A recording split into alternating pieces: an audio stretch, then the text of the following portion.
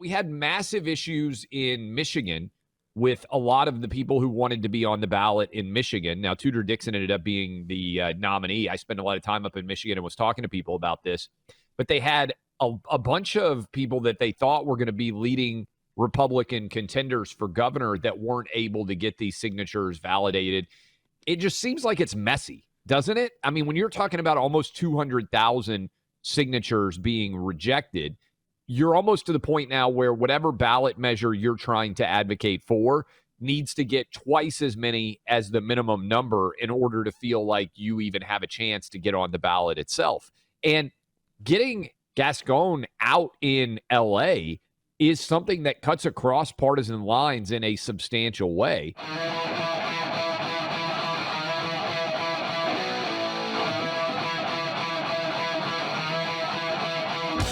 As you know, we've been all over the progressive prosecutor issue really for as long as we've been on air together, because this has led to a massive increase. Lunatic prosecutors who just think, let criminals go free. The criminal justice system is racist. Just don't even lock people up. Don't even charge them. 100 arrests? No big deal. Must have had a bad day 100 times in a row. It's resulted in less safe cities. It's resulted in more people being murdered, raped, robbed, assaulted. We all see it. We know it. The numbers all back it up.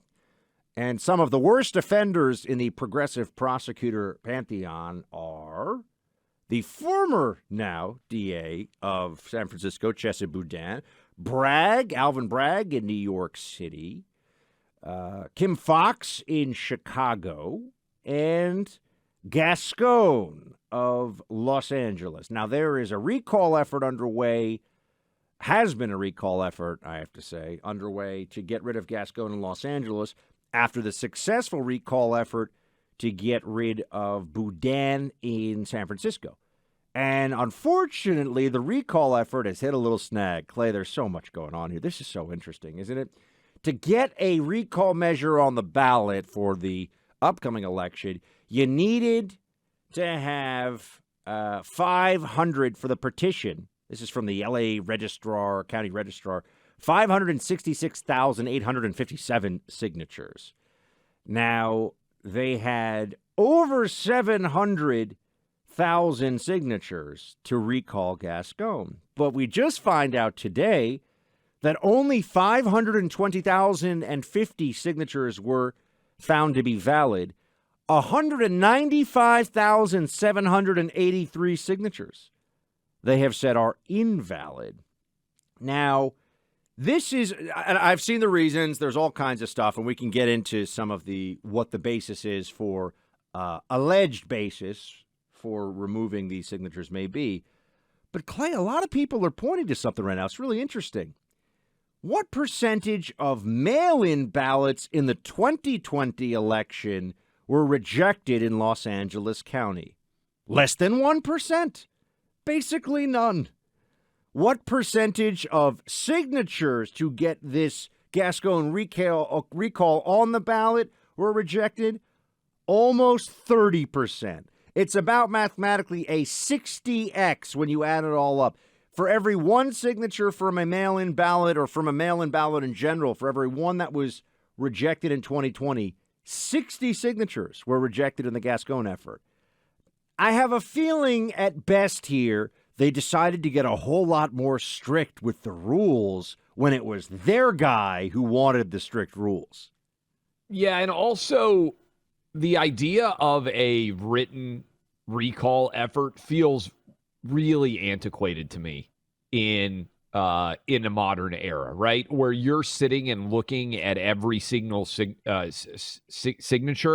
And all of these, right? We had massive issues in Michigan with a lot of the people who wanted to be on the ballot in Michigan. Now, Tudor Dixon ended up being the nominee. I spent a lot of time up in Michigan and was talking to people about this. But they had a bunch of people that they thought were going to be leading Republican contenders for governor that weren't able to get these signatures validated.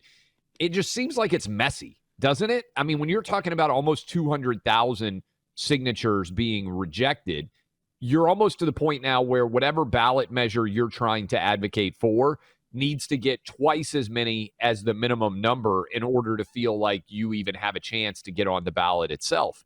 And getting Gascon out in LA is something that cuts across partisan lines in a substantial way, much like we saw what happened down in San Francisco with Chesa Boudin. And you didn't mention him, but Philadelphia. I mean, we've talked a little bit about the numbers that are coming out of Philadelphia. I left out. Larry Krasner. Philadelphia is on pace right now for the deadliest and highest level shootings that have ever existed in the history of Philadelphia. And a lot of it is being pointed at Larry Krasner as the reason. And certainly if you're listening to us in Los Angeles now, I've been fortunate and gotten to spend a lot of time in LA over the years. I really like the city of Los Angeles. But my goodness, the amount of health and safety and danger that has changed in the last decade in LA is pretty significant. And we haven't talked much about it, Buck, but they're having a big mayoral election in Los Angeles. And that's really kind of being divided in many ways along political lines, even though both of the final two, if I remember correctly, are both Democrats. One of them was a longtime Republican developer who is now saying, hey, I'm a Democrat as well. Karen Bass is on one side. And what's the guy who's going to beat Karen Bass, hopefully? I mean, I think he's the more rational and reasonable of the LA mayoral candidates, and it would be a big win. And he's actually been endorsed by a lot of the people who are just fed up in Los Angeles with the collapse that they've seen there. There's a big point of hypocrisy here as well, because in the Gascon recall effort, now Gascon is up for re-election in 2024 anyway, and it is looking very unlikely that he will be reelected, because even Democrats realize. I think I sent you a photo of it this morning, Clay. I mean, I live in Midtown Manhattan. I live within a stone's throw of Times Square, right in the heart of the city. And I walk out my front door, and there are used needles and drug baggies 50 feet from the front door. I mean, this is just what happens when you decriminalize open-air drug usage, when all of a sudden shooting up heroin in broad daylight in front of children on a crowded street is no big deal.